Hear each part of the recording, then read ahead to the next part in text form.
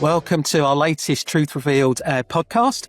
And I'm joined by Alex Hardy. So thank you, Alex, who was latterly head of insights for the Nomad Foods group, so a big international organisation. And we're going to be talking about a range of things, particularly around insights and brands and the changing world of food. But before we go any further, I'm going to hand over to Alex to tell us about himself and what he's done, the various roles and what the future looks like. Alex, Excellent. Welcome. Thank you very much, Mark. It's great to be here. Yeah, so I guess a little bit about me and my background. I am a career insight professional. My first job was in insights for Nestlé, working on Roundtree's fruit pastels and Milky Bar and all those sort of fun confectionery things. And I've stayed in the industry ever since, pretty much always on the sort of client side. Spent quite some time with Cadbury's, both in the UK and I spent 5 years in Australia with them, which is fantastic. Spent quite a bit of time with Unilever, mostly in the UK, but also a bit of time over in the Netherlands. And then when I left Unilever, I came to General Mills, which was in Switzerland, which was there for a few years. And then most recently back in the UK with Nomad, working on frozen food and Birdseye and the other brands that are within the Nomad stable. So you've worked with some amazing brands. I mean, that's really clear. And you've obviously worked with some fantastic just organisations. I mean, when we talk about some of the great and the good, you've worked with them. What are the major shifts that you've seen during your time? Because you've got a good career with brilliant organisations and brands. What are those shifts that you'd pick out, that particularly transformational that you've lived through and worked through? Yeah, I mean, look, given the number of years I've been working in the industry, I'd say the first biggest shift that I experienced, and I was kind of given this task being probably the youngest member of the team at that time, was looking into internet research and whether we can do stuff online. Because, up till then, it was very much face-to-face, stopping people in the street and asking, if they do like a brand health study. So looking into kind of digital, the digitalization of insights was probably the first big shift, really. And you kind of look back and think, wow, like I remember going out for a day with an interviewer doing face-to-face interviews, and her target was to get to 8 interviews in a day. And when you think about what you can do today, it's just a world away. So that was probably the first big shift. I think the second one was, we lived through the period of big data and everything going through there. And I'd say probably that was definitely influential, but probably not the sort of seismic shift that, perhaps was thought about at the time. And then we're probably in the third big shift that the era that I've seen now in my career with the advent of AI and how that's kind of, impacting the industry now. And, there's clearly way more to come on that one to come. But yeah, they're probably kind of 3 of the big shifts that I've seen in my time. I mean, I've got to pick up on AI. I mean, what are your thoughts of where we are on the future, what the future looks like for insight in terms of AI? Well, I think if you read about it, you kind of either see absolute doom and gloom, there'll be no jobs for anyone anywhere in the future. AI is not what it's cracked up to be at the other end, that you can't trust it. And as ever, the answer is somewhere in the middle, really. I think there's clearly some benefits that we'll see and will continue to see in terms of speed and agility and ability of AI to solve some of these problems that we have. But I think what I've seen probably in the narrative, in the industry is a bit more of a kind of sensible view of, there's a lot to be had, from this, and a lot of advantages, but kind of use it with caution and use it with thought. And I think that's probably one of the strengths of the industry, I'd say, is that there are a lot of very smart people in the industry who kind of inevitably always try to do the right thing and what's right for the businesses they're in and for consumers. And I would imagine we'll get to, I hope, and I'm an optimist on this one, but I hope we'll get to a point where we're using AI for good, but also require humans and empathy and understanding consumers in a way that's not sort of farmed out to AI solely. That's what I hope, anyway. Apart from the sort of big technological shift, so from internet, digital, AI, what do you see as the other changes, if there are any, that have taken place in insight? So from your experience, think about, the beginning, the middle, and where you are now in terms of your career today. How has the insight world changed in that time, if it has? I mean, I think some of these things are kind of intertwined. So, the, being able to sort of do things at the pace that we work at now is a world away from when I started, and, a quant study would take 8 weeks, and it would, things would just go on ice for months on end, and things would be incredibly slow. That's just not a problem anymore. There might be ways to kind of speed up a project, but actually the fieldwork section of it we used to take weeks, can be done over the course of a weekend.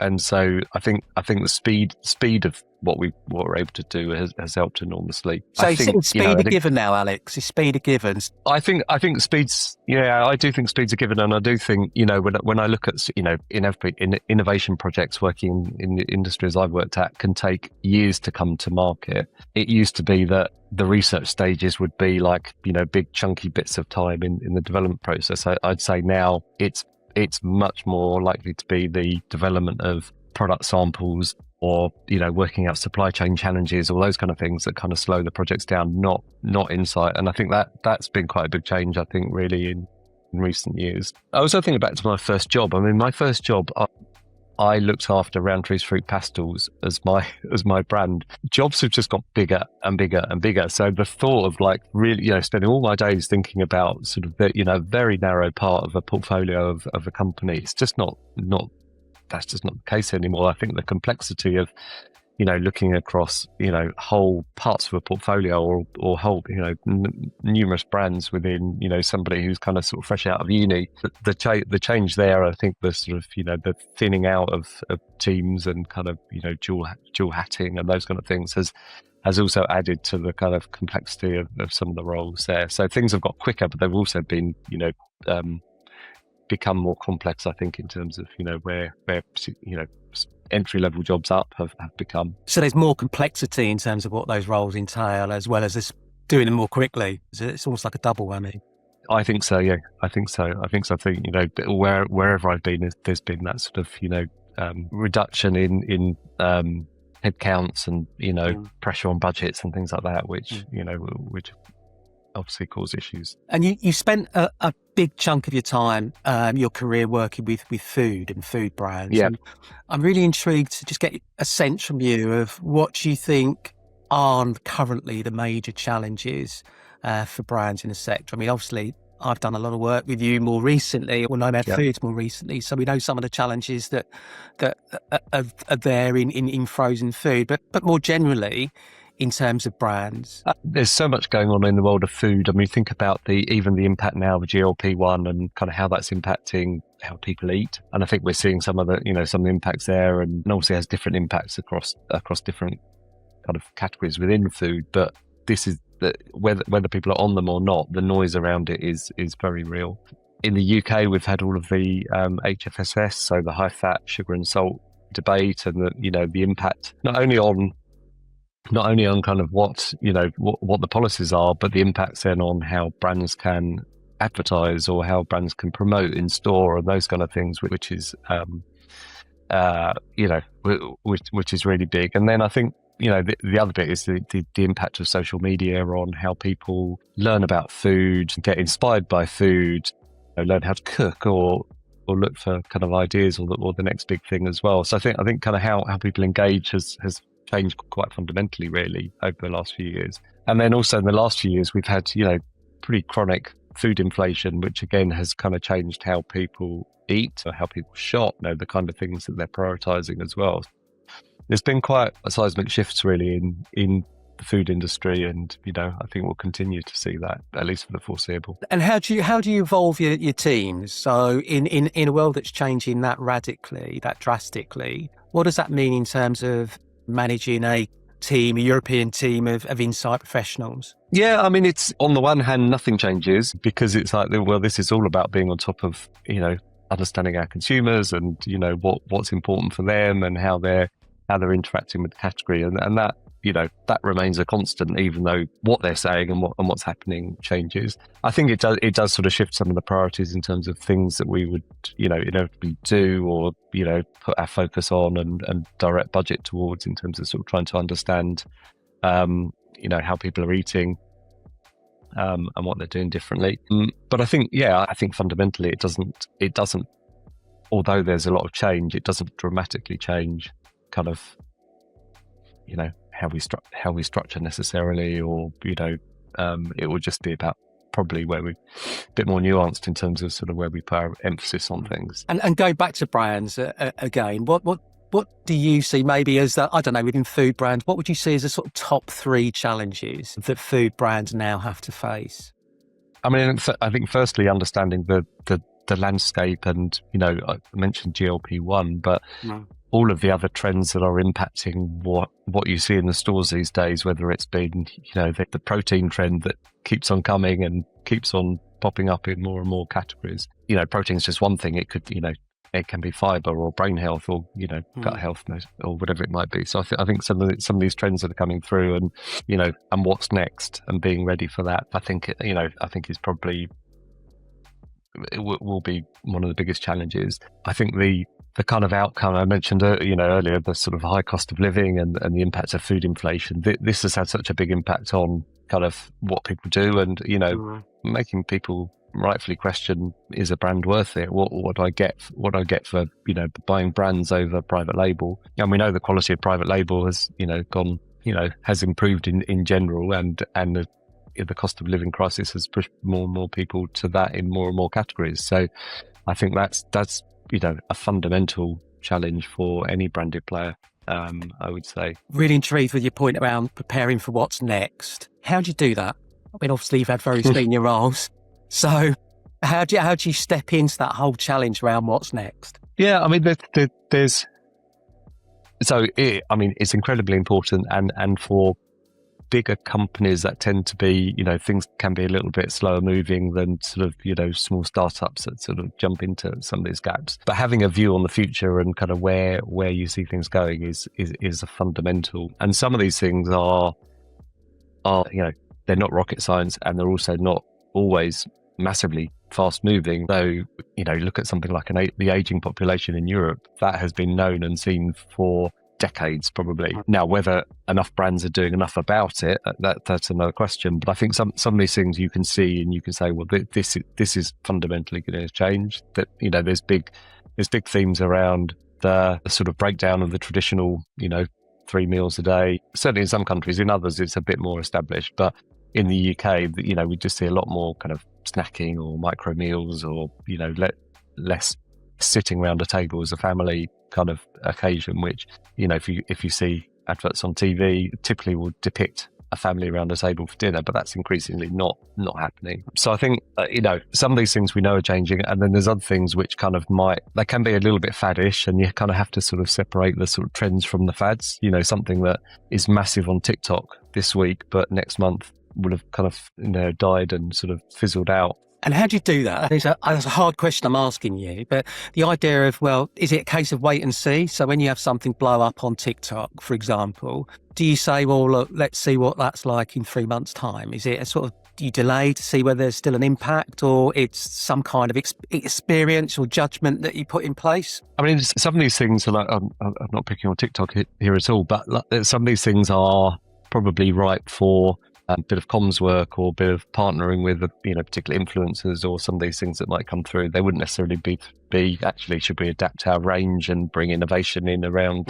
some of these things. So it tends to be a bit more of a sort of short-term impact, I would say, there. But I think for me, it's looking for multiple signals and data points that say, actually, this is a thing that we've seen either in other markets, or we've seen in other categories, or they just fundamentally feels like the right and the direction of travel for a particular trend or something like that. So I think that's where it becomes all about strategic choices, and saying, actually, there's 10 things we could go after. What are the 2 or 3 that we think are the ones that will be most impactful for us? There isn't a nice, neat process of saying, well, it's that one, but not that one. Really, a lot of it is about judgment. So almost like informed prioritization, saying, right, okay. I think so. Yeah. What if this trend continues, and how would it unfold, and what would be the impact on our brands or a category, and kind of which are the ones that feel most meaningful. I just want to go back to something that you said a few minutes ago, which was the growing strength of private label in terms of, almost becoming like a brand itself. And with private label becoming so important and also, doing really well with things like quality, range, all those kind of factors. What do food brands now have to do to show up more strongly in the context of private label from your perspective? Yeah, I guess fundamentally they have to, because otherwise what are you bringing as a brand, versus a private label, which inevitably will be at a lower price. And so you have to come with something. And I think it depends a little bit on the category in terms of what are those things that you need to be delivering, better over and above. So it might be about product quality. It might be about claims that you can make that a private label can't make, which are meaningful for consumers. I can certainly say in food categories I've worked in, it's the fundamental driver always is about taste. It's got to taste great, and you want your product to be to be that one. And there are brands in some categories that people say, oh yeah, I'm not even going to try another baked bean or a ketchup or a cola or whatever that category might be, because that's the taste I want. There's also about kind of a reliability and a quality that needs to come through as well. So, particularly at this time where, this sort of cost of living crisis, you don't want to be wasting money on products that the kids don't like or, that don't turn out well. So, again, if taste is number one, probably quality and reliability would be a number two there. And I think brands can offer that. And it's not to say that private label can't do that, but I think there's a requirement for branded offers to do that. And then I would also say, although the kind of speed for other brands and competitors to copy this, has come down, the time has come down quite a lot. But bringing innovation and kind of pushing categories on and bringing sort of category growth there, I think is an absolute requirement for brands to do. Brilliant. Thanks, Alex. And the future. So what are your thoughts on the future of insights? Say, where will we be in 10 years' time? Again, another really difficult question, but just intrigued as to where you think we lie in terms of that. Yeah, I mean, 10 years' time, it could feel like 100 years' time from now, really, because of where we are with, so I hate to come back to AI again, but considering we're sort of in the messy middle of like, well, what can it do? What can't it do? And where can we rely on that? I feel like we will bring, as an industry, we will bring efficiencies and we will bring some better ways of doing some of the things that we do today. And I'd love to see this kind of human and AI sort of combination, best of both combination to help shape what we do there. I feel like where we are today, at least with AI, I think it certainly brings some, new ways of doing it and doing things and some efficiencies. But I also think it brings kind of a uniformity and a flatness that you don't get from human thought and human connections that you make there. A specific example is if you sit down and try and write an insight, the thought and the craft that goes into that for me is very much a human activity, and you can do it with AI, but I just feel just a bit flat and a bit generic.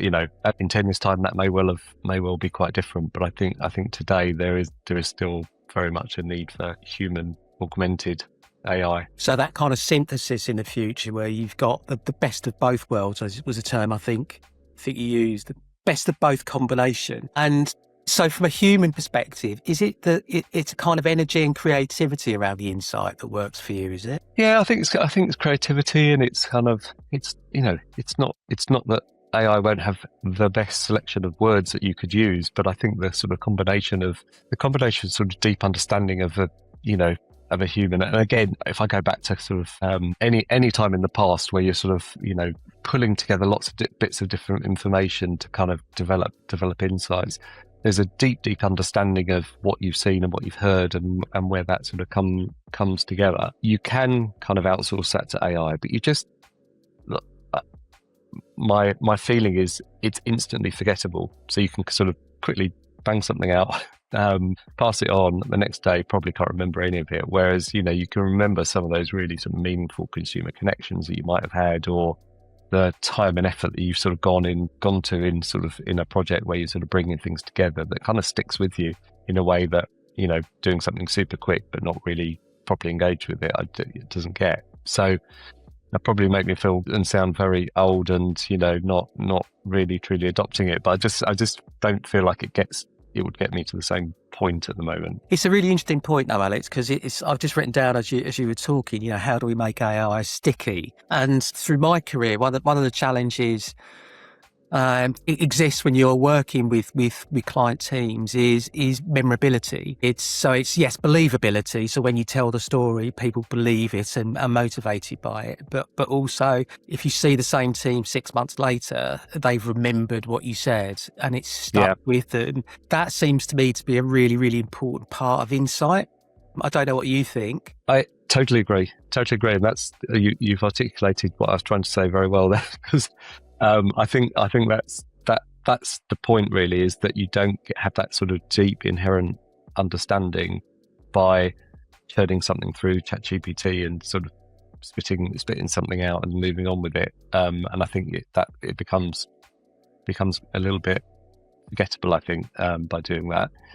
And I think the other bit, and it's a word I don't really like, but in terms of kind of the storytelling that you can bring by having that really deep understanding of it. Again, it may be that AI tools will develop and be absolutely brilliant at that, and they may well do that. I'm sure they will. But I feel today they don't feel like that to me. Storytelling. So yeah.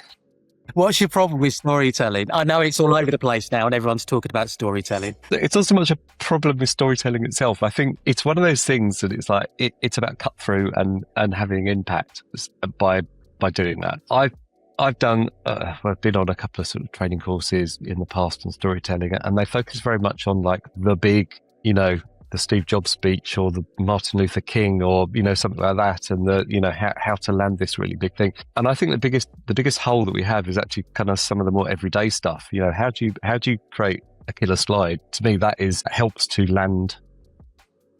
It helps not necessarily tell a story, but it helps to land the point you're trying to make. And I think we're still not brilliant as an industry as being really good at doing that consistently. Well, it tends to be, I'll splurge everything down in a deck and then just sort of try and sort of tidy it up a bit too much. I'm not saying it happens all the time.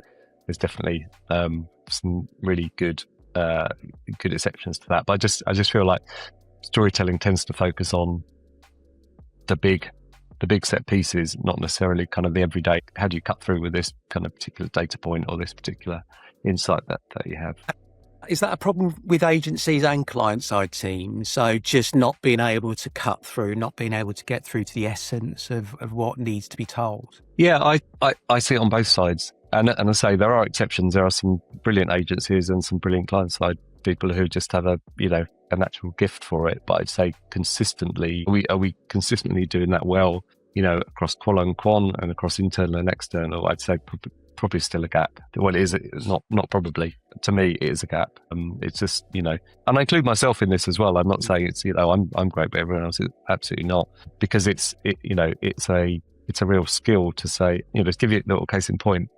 I spent half an hour with a designer once who did this sort of little training course on, let's call it storytelling, but it wasn't storytelling. And someone gave him one of his slides, which was one of those really ugly ones, which had about 3 or 4 different graphs on it. And, there was just like information overload. And, he asked just a few simple questions. Like he didn't know the data. But he said, what are you trying to say? And he said, and, there was a particular bit that was interesting. So he cleared out all the stuff that wasn't interesting. He turned it round. He changed the color of the bit that was interesting, made it stand out versus some, comparator. And in about 5 minutes, he turned this really boring chart that nobody knew how to pick the bones out of into one simple data point. And that is the best storytelling training I've ever been on. And I've been on a few of these. And it might not be like a huge, great, story to tell, but it's just like, how do we just become more effective communicators so that we can kind of land the points we want to land? That's where I see the gap. Outside of that clarity, what else makes a good partner agency, research agency, insight agency for you? Yeah, I mean, that's a key one. It's, the ones that I have worked most closely with over the years, and I sort of get are the ones that they kind of know your business well enough to challenge you and to know, they kind of know where you are and what you need. And, and that does take time and familiarity to kind of get there. But the ones that kind of know kind of know the challenge that you're trying to solve. I think those ones have, those ones kind of stand out. Go back to the kind of storytelling point. I think that, being able to sort of cut through with a really clear message and narrative that, again, through time, the different stakeholders kind of know to trust, where this is coming from. And, I do think genuinely as an industry, there's lots and lots of really, really good people out there. Like there's the charlatans and the snake oil salesmen don't really last very long there. So I think like genuinely the talent is really good. And, I've just spent the last week, a couple of days at the Quirks conference, hearing loads of different agencies speaking and, clients talking about them. A lot of the agencies I've never heard of, but then you hear them talking about a project, you're like, oh, wow, that's, really quite impressive. Like there's a strength in depth, I think, in the industry, which, is a big positive. Brilliant. That's really good to hear.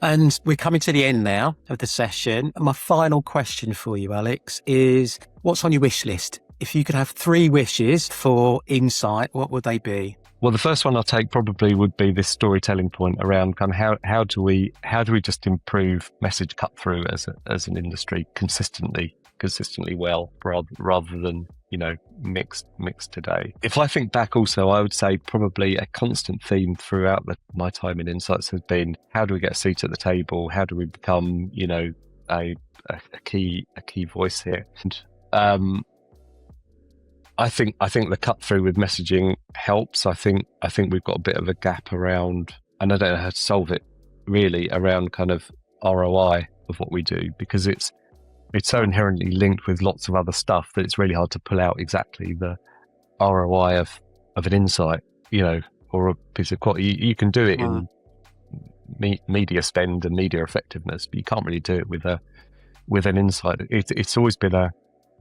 tricky challenge there, but you did say it as a wish list. So how do we solve that as an industry to kind of prove our worth, I guess, because I think everybody would probably say yes, there is value there, but we don't quite know exactly what. That would be wonderful if we found out that way to just prove the validity and return on investment of Insight. I mean, so many people know that it feels right, that, when you do Insight well, it can deliver for the business. It's just being able to turn up with those metrics, isn't it? I mean, advertising, yes, you do it because exactly. You can look at the changes over time, pre and post, can't you?